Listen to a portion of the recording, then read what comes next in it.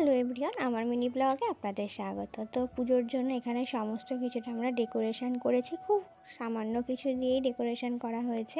তারপরে এই যে গোপাল সোনাকে এবার স্নান করানোর পাড়া। তো প্রথমে একটু ঘি মধু দিয়ে ভালো করে মাখিয়ে নারকেলের জল, দুধ, দই সমস্ত কিছু দিয়ে ভালো করে এবার স্নান করানো হচ্ছে।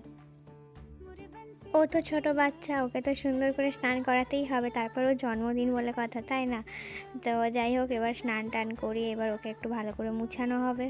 আমাদের বাড়িতে দুটো গোপাল, দিদির একটা, মায়ের একটা, তো দুজনকে একসাথেই আমরা সুন্দর করে সাজিয়ে পুজো করব। তো এখানে এই যে ওকে মুছিয়ে ভালো করে এবার সাজানো হবে।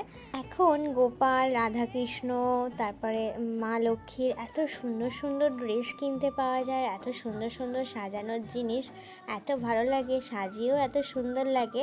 তো এই যে আমি গোপাল সোনাকে এবার প্যান্ট পরিয়ে দিয়েছি, এবার ওকে জামাটা পরাতে হবে। পুরো মনে হচ্ছে একটা ছোট বাচ্চা। দেখুন, জামা পরানো হয়ে গেছে, এবার সাজিয়ে গুজিয়ে বসিয়ে দেওয়ার পালা। অলরেডি আমাদের একটা দোলনা আছেই, গোপালেরই দোলনা, সেখানেই বসানো হবে। তো এই যে জামা পরিয়ে এবার দোলনাতে বসিয়ে দিয়েছি সমস্ত কিছু দিয়ে। আর এবার দোল খাওয়াও শুরু করে দিয়েছে গোপাল, আমাদের দুজনকেই ভালো করে রেডি করে দিয়েছি।